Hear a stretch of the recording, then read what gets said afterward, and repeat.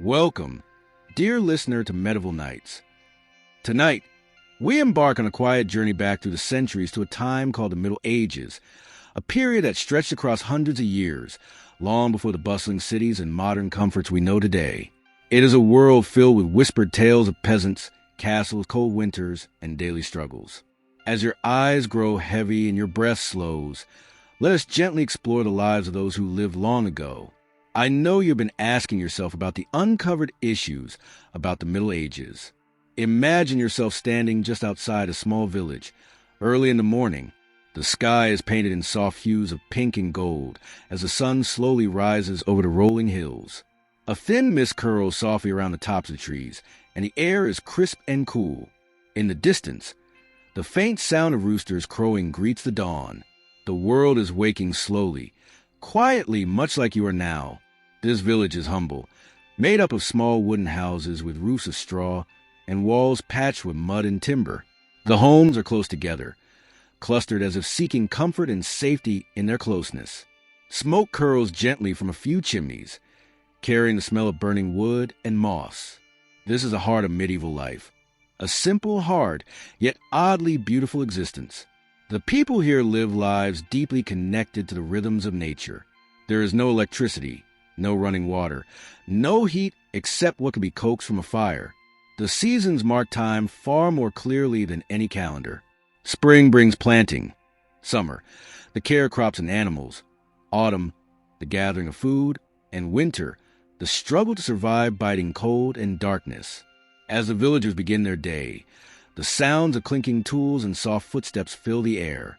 Children wake in small beds of straw and cloth, rubbing their eyes as the morning light filters through small windows covered with oil parchment. Mothers and fathers prepare simple breakfasts of coarse bread, thin porridge, and sometimes a bit of cheese or cured meat. There is no rush here, only the steady pulse of everyday life. Most people are peasants, bound to the land they tend. Their work is long and tiring. From sunup to sundown, the fields must be plowed, the seed sown, the weeds pulled, and the animals fed. Their hands grow callous and their backs ache, but they continue without complaint, for their survival depends on it. A bad harvest means hunger or worse. Despite the hardships, the village is alive with small moments of warmth. A grandmother hums a soft tune as she spins wool by the fire. Neighbors share news or a bit of gossip at the well. The local blacksmith pounds rhythmically on glowing iron, shaping horseshoes and tools. Life is hard, but life goes on. Above the peasants' simple homes stand the great stone walls of a castle. Here lived the lord and his family, people of wealth and power. Their lives are very different, filled with feasts, armor, and servants. Yet even the lord cannot escape the harshness of the seasons or the threat of disease. The castle's great halls are drafty and the kitchens smoky and busy. The Middle Ages were a time of great mystery and belief. People sought comfort in faith and superstition. The church was the center of village life, where prayers were offered for good harvests and protection from illness. Monks copied ancient manuscripts by candlelight, preserving knowledge for future generations. As you listen now, imagine the chill of winter creeping over the village. Fires flicker in hearths, and families huddle under thick blankets of wool and linen. The wind howls outside, rattling wooden shutters. Food is scarce, and the days are short and cold. Yet, in the flickering light, stories are told and hope remains. Tonight, as you let your body relax and your mind drift, know that you carry with you the echoes of those who lived through these times. Their courage, their resilience, and their simple joys are part of the human story, quiet and enduring. So, close your eyes gently. Feel the slow rhythm of the past settling around you like a soft cloak. Let the world of the Middle Ages lull you toward peaceful rest. This is just the beginning of our journey, a slow unfolding of the daily lives and surprising truths of medieval people. Sleep well, and we will continue soon. As the sun rises higher, casting soft golden light over the village, let us step quietly inside one of these humble medieval homes. The wooden door creaks softly as it opens, and a faint scent of smoke, wood, and earth greets us. It is a simple place, but it holds the stories of everyday life. Stories of shelter, survival, and warmth in a world without modern comforts. Most medieval houses were small and made from materials found close by: wood from nearby forests, stones from hills, and straw harvested from fields. The walls were often wattle and daub, thin wooden branches woven tightly together, then covered with a mixture of mud, clay, and straw to keep out the wind and rain. It was not perfect, but it was what people had. The roofs were thick with straw or reeds, layered carefully to catch the rain and snow. These roofs needed frequent repairs, especially after heavy storms or winter snows. Inside, the floors were usually packed earth, sometimes covered with rushes or straw to soften the cold and dirt underfoot. There were no glass windows for most villagers. Instead, small openings were covered with oil, parchment, or cloth, just enough to let in a faint glow of daylight but keep the biting wind outside. Imagine the soft, muted light that filled these rooms, gentle and low, perfect for quiet evenings. At the center of the home was a hearth, a shallow pit or stone fireplace where a small fire burned continuously. This fire was the heart of the household, used for cooking, heating, and sometimes light. Smoke often filled the room, escaping slowly through a hole in the roof or a simple chimney, creating a haze that made the eyes water but helped keep the cold at bay. The furniture was minimal: rough wooden stools and benches, a simple table, and a few chests to store belongings. Beds were made of straw mattresses laid on wooden frames, or even just on the floor, covered with rough linen or woolen blankets. Many families shared a single room for sleeping, living, and working, all in the same small space. Imagine curling up under thick layers of woolen blankets, the warmth of the fire flickering softly nearby. The air is cool but not freezing, warmed by the small hearth that the family tends carefully. There are no heaters, no insulation, just the steady presence of fire and the closeness of loved ones. Outside, the village streets were muddy and uneven, lined with a few scattered homes and small gardens where vegetables grew in the warmer months. There was no sewer system. Waste was often thrown outside, adding to the smell and making winters especially difficult. During the harshest cold, people bundled themselves in thick clothes and stayed close to the fire, conserving what little heat they could create. The idea of central heating was centuries away. Warmth was a precious and fragile thing. Despite these hardships, homes were places of safety and family. They held laughter, songs, whispered stories, and moments of quiet peace amid the hard work of daily life. As you breathe slowly and let your thoughts wander, picture this cozy, smoky room. Feel the gentle flicker of flames warming your skin, the soft rustle of straw under your fingers, and the quiet murmur of voices sharing simple tales. This is medieval home life, rough, humble, and filled with the strength of people who knew how to live with less, but still find comfort in the small things. Rest now, as the village outside begins its day. Soon, we will follow the villagers to their work and learn how they spent their waking hours, tending fields, crafting tools, and caring for animals. Sleep gently, wrapped in the slow embrace of history. As the morning sun climbs higher, the village stirs to life. From the cozy homes with their smoky hearths, the villagers step outside to face a day filled with work. Work that is both their survival and their purpose. Let us walk quietly alongside them and listen to the rhythm of medieval labor. Most people in the Middle Ages were peasants, bound to the land they farmed and tended. Their lives were deeply connected to the soil and the seasons, marked by a slow but steady cycle of planting, growing, harvesting, and preparing for the harsh winters. The day began early, often before the sun rose fully. With the first light, farmers set out to their fields, carrying simple wooden tools, hoes, sickles, and plows pulled by oxen or horses. The soil was hard and unforgiving, and the work was slow and tiring. Imagine the steady sound of footsteps in muddy earth, the low groan of wooden wheels turning in the dirt, and the rhythmic scrape of tools breaking the ground. The air is crisp, and sometimes a faint mist still lingers from the night. These sounds blend softly into the countryside's quiet symphony. Farming was hard and never-ending. Fields had to be plowed deeply to turn the earth, seeds scattered by hand, and weeds pulled to give crops a chance to grow. The villagers grew grains like wheat, rye, and barley, staples that would be ground into flour for bread, the heart of their diet. Alongside fields, animals were tended with care. Chickens clucked softly as they pecked the ground. Pigs snuffled in the mud. Sheep grazed quietly on grassy hills.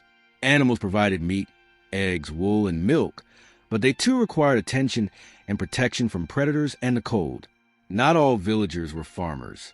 Some were craftsmen, blacksmiths, carpenters, weavers, and potters. Their work was skilled and essential. The blacksmith's hammer rang out over the village as he shaped iron into tools and horseshoes. The carpenter crafted wooden beams, carts, and furniture. The weaver turned wool into cloth on a simple loom. These craftspeople worked slowly, carefully, often from small workshops or even their homes. Their skills were passed down through generations, and their products were vital for the survival and comfort of the village. Life was rarely idle. There was always work to do, whether repairing a roof, mending clothes, or preparing food for family. The sun guided the day's tasks, rising and setting with no electric light to extend the hours. Even children had roles. They helped in small ways, gathering firewood, feeding animals, or fetching water from the well. Education, as we know it, was rare, especially for peasants, but practical knowledge was learned early and passed on with care. Despite the hardness of this labor, there was a steady rhythm to the days. Seasons marked the passage of time, and the land cycle gave life a natural order. Spring brought hope with planting. Summer, long hours under the sun. Autumn, the relief of harvest. And winter, the quiet waiting beneath cold skies. As you listen, imagine the slow movement of hands, the soft sounds of tools in motion, and the gentle murmur of villagers working side by side. The toil is steady, the pace unhurried, and the world moves at a human speed, much like your own breathing now. Feel the calm of the simple labor, and let it soothe your thoughts as your body begins to relax further. The Middle Ages were a time of great struggle, but also of quiet endurance and care. Soon, we will explore what these villagers ate to keep their strength through long days and cold nights. For now, rest gently, wrapped in the slow rhythm of a medieval morning. As the day moves slowly onward, let us sit quietly with the villagers and learn about the food that sustained them through each season. Food in the Middle Ages was simple, often scarce, and deeply tied to the land and its rhythms. It was both a source of comfort and, at times, great worry. Imagine a humble kitchen with a small fire burning low on the hearth. The air smells faintly of smoke and earth, and on a rough wooden table rests a bowl of thick porridge, warm and soothing. This porridge, made from barley or oats, was a staple meal, nourishing and filling, especially for peasants. Bread was central to medieval diets. But unlike the soft, fluffy loaves we know today, medieval bread was often dense and coarse, made from rye or barley mixed with whatever grain was available. The quality of bread depended on the harvest, and in lean years, it could be dark and hard. Meat was a rare treat for most villagers. Hunting was usually reserved for nobles, and peasants ate meat mostly on special occasions, or if they raised their own animals. More commonly, they relied on eggs, cheese, and legumes like beans and peas for protein. Vegetables grew in small garden patches. Onions, leeks, cabbages, and root vegetables like carrots and turnips provided vitamins and flavor. Herbs, too, were prized for adding taste, and sometimes believed to have healing powers. But food was never guaranteed. Crop failures, bad weather, and pests could cause famine, times of hunger and desperation. During famine, people survived on whatever they could find, wild plants, tree bark, or even worse. Many suffered greatly, and the shadow of hunger was a constant worry. Preserving food was a challenge without refrigerators or modern storage. Salted, smoked, or dried meats and fish were important for lasting through winter. Root cellars kept vegetables cool and protected.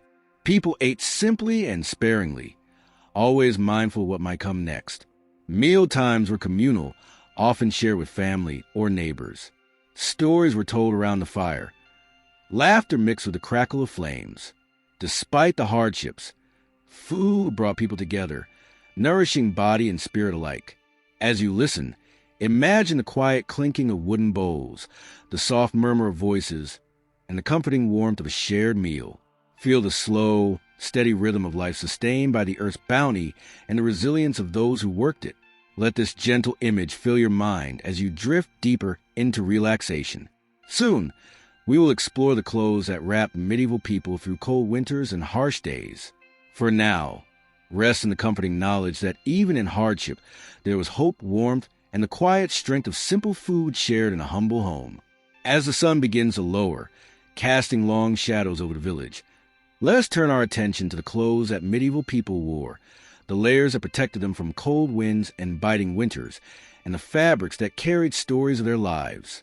Imagine stepping into a small room filled with soft, worn cloth and the faint scent of wool and linen. Here, clothes are not just about style or fashion. They are about survival. Every piece is chosen carefully for warmth, durability, and practicality. Most villagers wore several layers to stay warm, especially during the harsh winters. The first layer was usually a simple linen shirt, soft against the skin, made from flax fibers grown nearby. Linen was breathable and comfortable, but not very warm by itself. Over the linen, heavier woolen garments were worn, coats, tunics, and cloaks thick enough to keep out the cold. Wool was spun and woven by hand, often by the women of the household, and each thread was a product of long hours of care and skill. The wool could be rough, itchy even, but it was precious warmth. Shoes were made from tough leather, crafted by local cobblers. They were sturdy but simple, designed to protect feet from mud, cold, and rough terrain. In winter, people often wore extra wrappings or thick socks made from wool to keep their toes from freezing. Hats, hoods, and scarves were common, shielding heads and faces from icy winds. A woolen hood, called a chaperone, could be pulled low over the brow, creating a cozy barrier against frost. Nobles and wealthier folk had more elaborate clothes, often dyed bright colors and trimmed with fur. But even their garments were designed to keep them warm. Layers of silk, linen, and wool were combined with furs from hunts to provide insulation. The process of making clothes was slow and laborious. Wool had to be sheared from sheep, cleaned, carded, spun into yarn, and woven into fabric. Dyeing was done with natural plants and minerals, giving colors that were soft and muted, rather than the bright, synthetic hues we see today. Clothing was mended again and again, patched with care, and handed down through families. To own many clothes was a luxury few could afford. Imagine wrapping yourself in a thick woolen cloak, feeling the weight and warmth settle around you like a protective shield. This was how medieval people fought off the cold. They layered, wrapped, and cared for each piece as a precious gift. As you relax and let your breathing slow, picture the slow, gentle movements of spinning wool, the rhythmic click of knitting needles, and the quiet warmth of fabric worn close to the skin. Clothing was more than just protection. It was a daily ritual of care, warmth, and survival. Rest now, wrapped in the soft layers of history, as night approaches over the medieval village. Soon, we will explore the long, dark winters themselves, the challenges they brought, and how people endured them. As twilight deepens and the village settles beneath a heavy sky, let us step quietly into the cold, dark world of medieval winter. The nights are long, the air sharp and biting, and the challenges of survival stretch endlessly before those who call this time home. Imagine the chill that seeps through thick stone walls and straw roofs, the frost that coats the ground in the morning, and the breath that turns to mist with every exhale. Without modern heating, every night was a battle to keep warm and alive.